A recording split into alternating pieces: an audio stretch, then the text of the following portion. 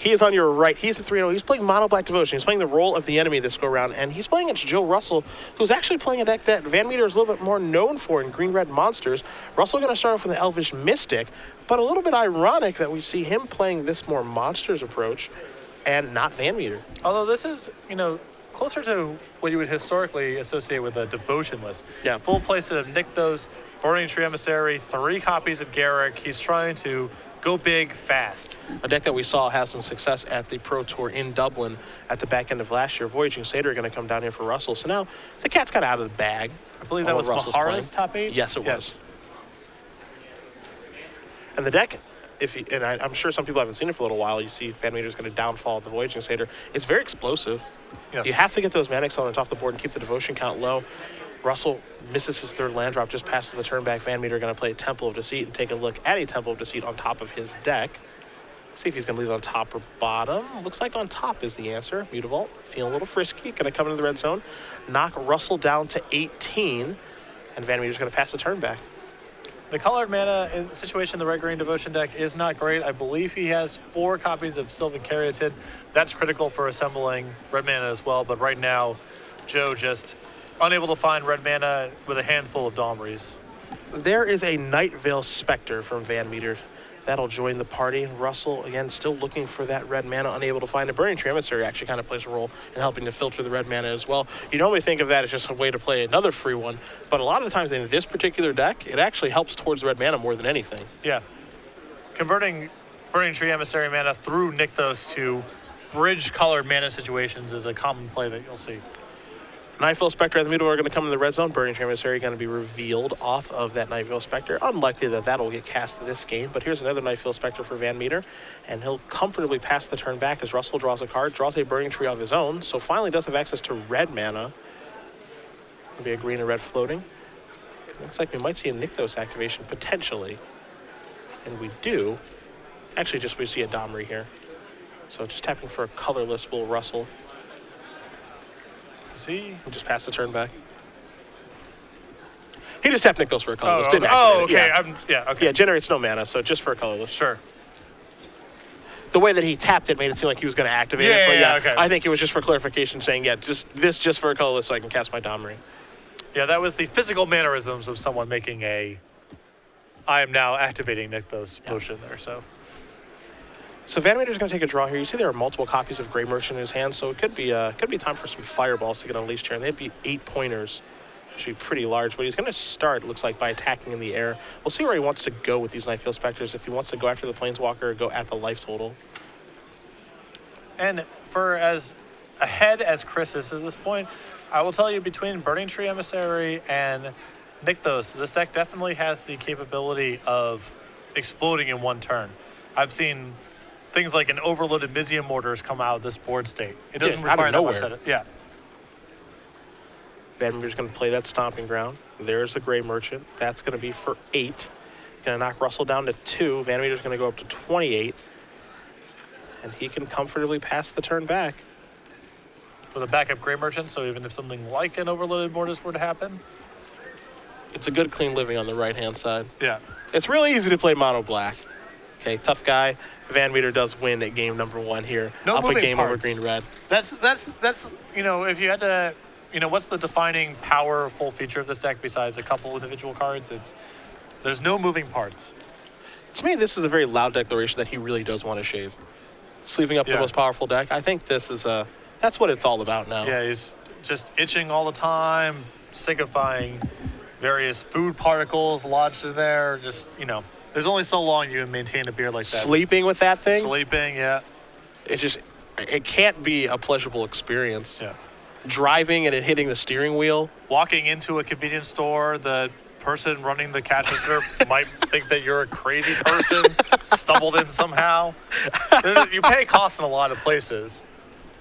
I know he keeps it well maintained. He has told us that. Yeah. It's definitely bushy, but it's not out of control. Yes, I agree. But it's time. It's time for Chris to win an event. How does it actually work when you come into like a barber with that? That's just, whew. Yeah. That's just a task in and of itself. Yeah. Oh, so you decided now was the time. I guess it was the 17th inch that finally led you to believe that you should go and consult some professional help in getting this groove. What kind of tip do you give the barber who trims that off Yeah, and cleans it up for you? It's got to be a healthy one. Fortunately, I'm basically incapable of growing facial hair myself, so this is not a problem that I ever have to deal with. We'll take a look at the sideboards here. We're going to start with Joe Russell's. He's going to be on the play. I've got that in front of me. He's got a Garrett Caller of Beast in his sideboard, 3 in his main deck, 1 in his board, 2 copies of Sylvan Primordial. That card's been getting a lot of play. Yeah, we've seen it the past couple weeks. It's been making a lot of cameo appearances in the Open Series lately. Yeah. It's been nice. People really trying to make fetch happen there. 1 copy of Nylea's Disciple, 3 Mistcutter Hydra, 3 Stormbreath Dragon, 3 Mizzium Mortars, and 2 copies of Shock. Now, Shock is probably the most appealing here, so you can keep Pack Rat in control. But this might be a deck that actually tries to go over the top of Pack Rat and not care about the tokens. Yeah, I think you're actually more likely to see Mizzium Mortars make an appearance here than Shock. Shock's fairly narrow, and this deck is capable of overloading Mortars when it has Nykthos without much difficulty. So, and Mortars is also a very good answer to Pack Rat, assuming you can do it fast enough. So, Shock's a little bit on the narrow side, and Mortars covers more stuff, and again, overloading is a very real angle this deck has access to. Stormbreath Dragon, not all that exciting. Same thing can be said about Mistcutter Hydra, the Nylea's Disciple. You know, the additional Garrick I actually do kind of like because it is so powerful if it does resolve. And if things are going according to plan, you can actually cast that card on turn 3 or turn 4. There's no guarantee of that. And then the Primordial is just an expensive threat. So not a lot of cards here, it seems like, for Russell to sideboard in against Mono Black. Chris, on the other hand, has some good action here. He has 2 copies of Doomblade and 3 Lifebane zombies, where I'm close to 100% sure that he's going to bring those in. He also has 2 additional Pharika's Cures, which, not at their best here, but pinning the early mana and Burning Tree Emissaries is a valuable thing to be doing. In a lot of matchups, killing the Burning Tree Emissary doesn't matter for very much. It's just a 2/2 in play. It's no different than any other creature. But because it actually provides 2 devotion for Nykthos, and this deck is all about going off with Nykthos, every creature you kill is critical, even if it isn't a mana creature. So depending on, other stuff he wants to cut, maybe the matchup is too fast for Underworld Connections to make much of an impact. Maybe Devour Flesh isn't the most reliable, or Fissure Removal. I don't know if you can really find all the room, because Thoughtseize still seems good here, as a lot of Joe's hands are just 1 payoff card. But just any additional removal that is at all reliable is valuable, because you have to pin the mana and you have to keep the devotion count low. Well, we'll see how both players do opt to sideboard here as they are shuffling up for the second game in round number 4. And of course, if you guys are just joining us, Cedric Phillips, Patrick Sullivan, Star City Games Open Series here in Columbus, Ohio, home of the Ohio State Buckeyes. At SCG Live, hashtag SCGCOL for your tweets. We're taking questions all weekend long. We will have a mailbag or answer the reader segment later today as we do make our way through our 10 rounds of standard action here in the Midwest. Always a fun time coming out to Ohio, one of the hotbeds of Magic. A lot of players here in attendance. As you said, it is kind of just 8 hours away from everything. Yeah, and that game is also a really interesting case study on Mono Black too. Where does it pick up a lot of its wins? Its draws just fail less often than everyone else's does. Yes. I think that's actually a huge deal. Your mana base is really stable. Almost all your lands come into play untapped, and the type of games that Joe has there, where he has a hand that's like pretty well set up, but he just needs red mana to get it going. And if he can keep his mana creatures in play, he can do some explosive stuff. His mana creatures got broken up. He didn't find red mana. Those kind of things don't happen to Mono Black. They're not trying to assemble different pieces of a puzzle. With Underworld Connections drawing your extra cards and Pack Rat to discard your bad draws, you also aren't at the mercy of your draw step as much as other decks are as well. Yeah, it feels like this deck gets to play Magic more often than other decks. Like, we saw in that last game, Russell, after his 2 Mana Accelerants were killed, he just didn't really get to do anything. He's going to try to get the Mana Accelerant started off this game with an Elvish Mystic, but we'll see what happens. Swamp the Boogeyman. Yep. So you see the hand here of Scar Guildmage, Pelucranos, a Sylvan Caryatid, and then 2 lands. And again, this is the situation where you can just really make the hand non-functional. And then if he's able to break up a piece, it's might see a repeat of game 1. Yep. And VanMeter has brought in Duress. I saw that in his opening hand, but nothing to Duress here, just creatures. See Scar Guildmage going to take a look. You think he'd be familiar with the Guildmage because of Brad Nelson, his good buddy, played that at Pro Tour Theros in the sideboard of his red-green, kind of the first Monsters deck, honestly, at that Pro Tour. I remember sitting down with Brad and just talking to him about the reason he was playing that card, and the fact, one of the reasons, because Brad's been known to go deep, creatures you control gain trample, you got to push through an Elspeth somehow. Yeah, I actually tried to make this card happen in the 3-color Humans deck from a season ago, too. Okay. Just an additional human helps when you're flooding out. You know, still triggers champion of the parish like any other human does. So I think this card's been a little underrepresented and constructed. I'm a fan. I feel like most of the guild mages have, honestly. Yeah. They haven't seen as much play as they did before. I remember the previous guild mage cycle that we saw in the beginning, Ravnica, Selesnya guild mage and those guys, those saw a lot of play. Well, hybrid mana versus an actual gold card are two very different things. That's very, very true. You can see an attack here for 1. Burning Tree Emissary shows up with Sylvan Carry to pass the turn back to VanMeter. He's already kind of under the gun here. Now, this is a game where, if he does have a turn 2 pack rat, might not be very good. Now, Temple Deceit on turn 2 is very unexciting. Looks like Nightveil Spectre is the card in question on the top of VanMeter's deck. And VanMeter knows that Burning Tree Emissary was Joe's draw last turn, so that duress is still not really up to anything. See if he wants to keep the Spectre or not, analyzing his hand here. He's got a lot of swamps. He's definitely got the lands to cast the necessary spells. And this is kind of interesting because you see Hero's Downfall in VanMeter's hand. And, Hero's Downfall is obviously a very, very good Magic card, but, how good is Hero's Downfall in this particular matchup where it's got a lot of targets. You're kind of overworked. You like the Hero's Downfall of Pelucranos or the Planeswalkers. You got a lot of things you have to kill with that thing. Arbor Colossus. So another Thoughtseize allows Chris to take that Pelucranos, and now Joe really would like to draw a Planeswalker this turn. And Domri, I think, would be the best draw in his deck, arguably. Xenagos, too, though. Xenagos would be excellent.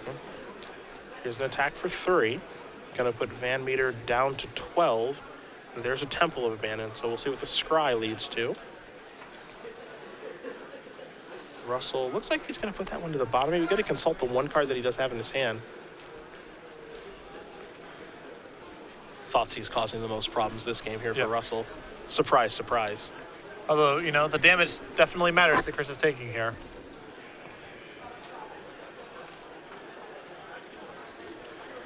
Russell really in the tank here over this Scry. The card in his hand, too. Very interesting. Makes me think of the new Xenagos. It seems like it would be really at home in this deck as well. We think of it just going into Green Red Monsters, the deck that VanMeter and Bronduin played. It might be really good in this deck. Maybe, uprooting that spot where Arbor Colossus is at. And it's going to just be another copy of Burning Tree Emissary and passing the turn, it looks like. Yeah, I'm curious what Joe was thinking about, because to me it feels like everything at this point is either a payout or a setup card. So, see if VanMeter had a Spectre in his hand already. Spectre would be the brick wall right now. The answer is no. So Russell's going to draw a card. He's going to come in for 5 immediately. With the VanMeter at 12, this will put him down to 7.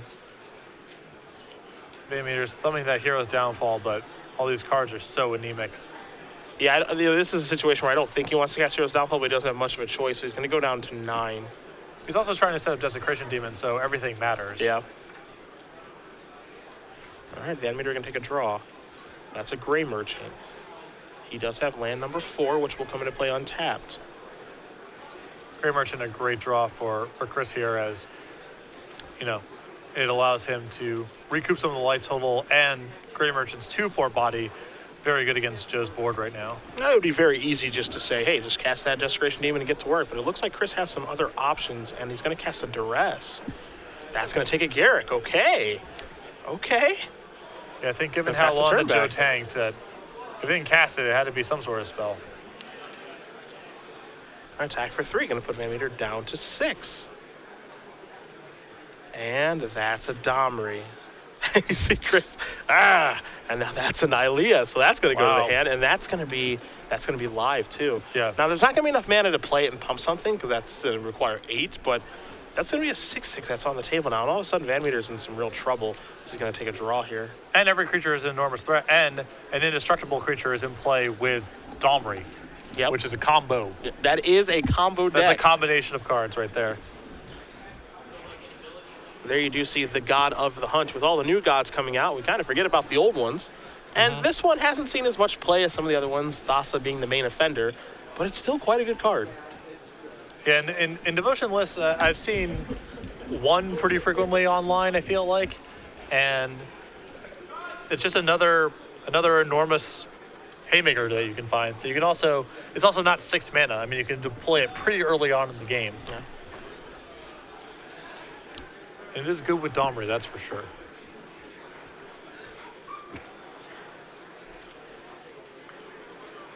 So let's see what VanMeter wants to do this turn. I think he's pricing in just casting the Gray Merchant, yeah. Because Desecration Demon's not going to do very much right now. And the window with Desecration Demon closes pretty quickly on how effective it can be. So it seems like that window has passed.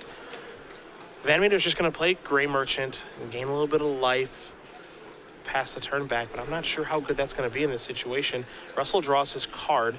Doesn't look like it matters too much. Nylea's going to come into play. It's going to be active. Nylea's going to fight Gray Merchant. It's going to kill it, of course, as it is a 6/6 indestructible. Here's an attack for 3, going to put VanMeter down to 5. And how fast this game turned. I mean, Chris looked like, from my vantage point, that Desecration Demon plus Gray Merchant was really going to solidify this game for him, but Domri and Nylia just made his whole hand go to garbage. So now VanMeter looks at a hand of 3 cards, one of which is Devour Flesh, which couldn't be much worse right now, and he is going to concede the game. So Joe Russell, with some timely top decks, does win this game over Chris VanMeter. Greener Devotion is going to tie it up over Mono Black, and you know the thing they say about discard spells, you can't stop the top of the deck. Nope, and Chris, didn't really put Joe onto the gun at all, so Joe had quite a few draw steps to find what he was looking for. And that one Nylia was awesome.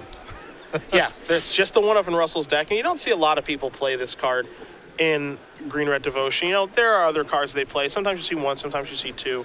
But the reason they do play 1 is because there are certain games and board states where it's quite good, and this is definitely one of them.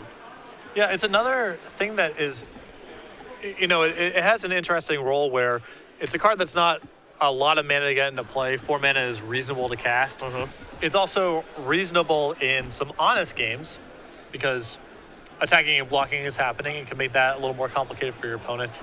It's also a powerful payout for Nykthos as well. When you have a lot of mana, then the Nylia is especially good. And whenever Nylia gets turned on, which is, correlates a lot to the spots where you have Nykthos and a lot of mana, then it's an enormous threat. So it's another Nykthos payout that isn't just dead in your hand until you find Nykthos. Something like Garrick, you kind of had to have Nykthos going, or the game has to be going on for a ton of turns before that can play a role. But Nylia can make an impact a little bit earlier. So you see VanMeter going back to the sideboard here. Looks like he changes some things up since he's going to be on the draw this go-around. Russell, excuse me, he's going to be on the play. I take that back, as Russell did win that second game. So VanMeter wants to change things up being on the play. Maybe we see more pack rats in, or something that they should try to steal a quick one here. Wonder what he sideboarded out, though. It looked like he took out... It looks like he's putting connections back in, if I'm not mistaken. Second time we've seen this. Alton Anderson do it a little bit earlier, too. Oh, no, never mind. It looks like he's putting back connections. Okay. Maybe he was doing something with his duresses. I'm not sure. I do like bringing duress in this matchup. A lot of planeswalkers to target. Garrick, Xenagos, and Domri, in addition to spells that could come in here. Again, we talked about Mortars, possibly Shock as well. There are a lot of targets for duress here.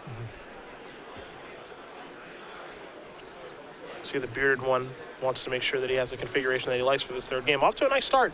And, that's something that we see from VanMeter a lot when we come to these tournaments. He's always getting off to a really nice start. And when you're in a 10-round tournament, obviously you don't want to lose any round, but you don't want to start the day off with a loss. It can really just kind of slow your morale down. But getting off to a couple of wins really just gets the day started off right. In Indianapolis, he was off to a great start, I believe 5-0 and 6-0 in the tournament before taking a couple losses towards the end of the Swiss rounds. I know that when I play in PTQs or, different tournaments, it's pretty important for me to get my tournament off started with a win or 2 wins, just to kind of get me in the zone and get me going, stuff like that. Starting off a tournament 1-1 is just kind of a bummer. Almost makes you just want to go home, which I know is kind of your move. Oh, yeah. Just call it quits a little early. The 1-0 drop. Yeah. You're almost infamous for the 1-1. I've had enough. I'm done. Yeah, I don't want to see any more spell skites today, thank you. Yeah. Mulligan to 6? I'm out of here. Yeah. This is ridiculous. Yeah. Go do something else. So, Mono Black versus Green Red. We haven't seen Grand Devotion in a long time. I wonder if this is a deck that if it gets a new tool, it comes back. Because, again, after Pro Tour Theros with Mahara making the top 8 of this deck really picked up like wildfire, but didn't really put the results forward that people were expecting. And it's this deck that when it does win, it sure does do it in a flashy manner with those planeswalkers and all the mana it can generate. But when it loses, it leaves a pretty bad taste in your mouth of just, I didn't get to do anything. My opponent just kind of crushed me and broke up my devotion. And they can never beat me when everything's going right. But if they stop things going right, I can't win. You know, maybe this deck gets a new tool in the next set. Yeah, it's possible. And maybe Xenagos is that card too. I mean, that feels right at home here potentially. Definitely something to ramp into. But I don't know if it needs more things to ramp into, if it just needs another mana accelerant. That's kind of the question. But then do you want to play 16 mana accelerants? Because that's a lot when you've already got Mystic, Voyaging Satyr, and Sylvan Caryatid, so. Yeah, the deck just has a lot of moving parts. And the first game that you saw, Joe, you know, the mana creatures got killed, you didn't find red mana. Those feel like pretty stereotypical green-red devotion losses. I know we talked about really briefly just, you know, a player starting off with a loss now can, you know, kind of defeat their morale. I see Dan Cato walking around the room. When we were in Indianapolis, he started 0-1 and then didn't lose anymore until the top 4. But he's here probably piling red-green monsters again. You see Russell's going to take a mulligan. Yeah, a lot of perseverance. I was there once upon a time. You got to battle back. I've top 8 at a PTQ or 2 after starting 0-1, but it's like this feeling where it's like when you lose, it's just like someone beat me so I can go home. Just someone end my tournament. But I remember one player who I remembered has won multiple PTQs after starting 0-1 is Adam Yurchik. Yep. And I learned a lot from Adam in my Magic career about, you know, the one thing I learned about from him is playing to win. But the other big one was just, you know, when you start a tournament with a loss, it just, or, you know, you lose early in the tournament, it just doesn't matter. You know, you might as well you have to get the loss out of the way at some point. It doesn't really matter when. And I remember multiple PTQs, especially one where he was playing the Icarid deck at a PTQ, where he started 0-1 losing the mirror, and he was just like, yeah, I'm not losing anymore. This deck's way too good. And ended up taking the invite home. Yeah, there's a lot of players who see the tournament as there's this large narrative, and they start thinking about, I need to go or X1 for the next 4 rounds, and I can draw in, all that kind of stuff. And then there's other players who can just view every round as its own isolated event. You don't think about the larger narrative of the tournament. I think that the more that you're in the first camp, the more that that round 1 or round 2 loss feels like a disaster. And the more that you're in the second camp, the more it's just, you know, okay, well, now I go play round 2 and try to win that one. Yeah. It's hard to put yourself in the second camp. I think, you know, sometimes you're looking at the overall picture of just like you want to win the tournament, and so I have to accomplish X amount of wins to do so, where some people can just go, all right, well, that was a round ago, and I'll move on to the next round. Yes, Thoughtseize when the opponent mulligans. You see a Temple of Abandon, a Mountain, along with Xenagos. Very good 6-card hand. Yeah, Voyaging Satyr and a Burning Tree Emissary. I would assume, or at least predict, I think assume is the wrong word, we might see Voyaging Satyr bite the dust here. It feels either Voyaging Satyr or Xenagos. The accelerant or the thing he's trying to accelerate into. Of course, depends on the contents of VanMeter's hand, but we'll see what he does select. Looks like he's got a Pharikis Cure in the grip, so he does have an answer for that Voyaging Satyr. Yeah, it looks like his hand's really flush with just good, efficient answers. A Pharikis Cure, a Lifebane Zombie. You might just see him take Xenagos here and go to work on all the creatures. Use a removal spell on turn 2, a Lifebane Zombie on turn 3. And as powerful as Thoughtseize is, it becomes more powerful when you select the right card, which is a very, you know, simple thing to say. But if you select the wrong card with Thoughtseize after you had all the information and then lose because of it, you know, that's your own fault, and realistically. And on the other side of this, you see Thoughtseize is so much more powerful against decks that are trying to mix and match cards together rather than just playing linear strategy. Joe's deck is very susceptible to having his hand picked apart. Yeah. Because he has, you know, maybe one mana accelerant in some hands, maybe he only has one real powerful card he's trying to ram to, and picking apart those kind of decks is quite powerful. Burning Tree Emissary is a selection there with Thoughtseize. Temple of Abandon is going to come into play for Russell. His draw step was a Garrett Collar of Beast, so we're a long way away from casting that. As the Scry does resolve and VanMeter's going to untap that swamp, he'll take a draw. It is another swamp, which is important for him because he's a little bit land light. He can pass the turn back here to Russell. Russell's going to play that mountain. The Voyaging Satyr is going to come into play, but it won't last very long. Pharikis Cure is going to take that down. VanMeter's going to go back up to his original 20. He'll untap quickly, he'll take a draw, and that's going to be a Lifebane Zombie. And this is just such an efficient curve here that you're seeing from Chris. And now Joe just stranded with some pretty expensive not particularly efficient planeswalkers that he can't even cast with the amount of mana he has in his hand. And even Xenagos now is kind of brick walled too, right? Because the zombie can just take care of that with an attack. If Xenagos comes in and just pluses, it's like it didn't even come into play at all. So Russell's just going to play his Forest. In comes the Lifebane Zombie, the M14 rare. One of Brian Kibler's least favorite cards is a Desecration Demon's going to come into play. And as you mentioned, this is kind of the difference between Mono Black and a lot of other decks, is the fact that more often than not, it gets to play Magic. This is Joe's second game of this match where he doesn't really get to play Magic, but that's also predicated on the fact that Mono Black is such a powerful deck. Well, there's, the first game Joe was missing red mana and had his creatures killed, so that's not playing Magic in one way. That's your kind of conventional color screw and lose. This is a little bit different, where the Thoughtseize was an integral part of Joe not getting to assemble all of his parts. And now we see Desecration Demon out there doing its thing. Can't sacrifice the Mystic, needs it for mana, so an attack here for 9. I was going to say 7, but it's 9. They're going to put Russell down to 8. And, one of the things about Mono Black, too, is that it is kind of this mid-range deck that can play a lot of roles, but its closing speed is pretty crazy, too. Hero's Downfall going to take care of the Elvish Mystic. Cuts him off of mana, and in any event, the Hero's Downfall is probably just going to prevent Joe from stopping Desecration Demon on one turn, so you might as well do it now, cut him off with mana. See a land wish on here for Russell. Xenagos does do a nice job of slowing down Desecration Demon, but again, Lifebane Zombie can just take care of Xenagos after that one turn of slowing down the Desecration Demon, and heaven forbid, VanMeter draws a removal spell for the token that I believe Joe's about to make.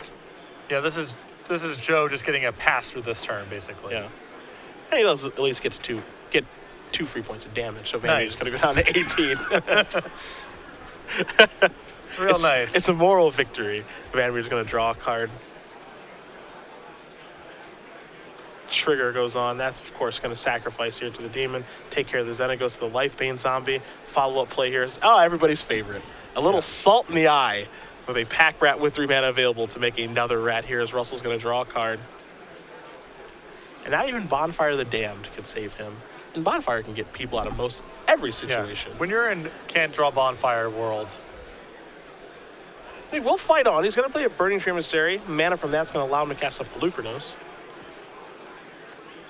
So you can sack the Burning Tree Emissary to tap the... And his Pack Rats are going to be 3/3s when they attack, so...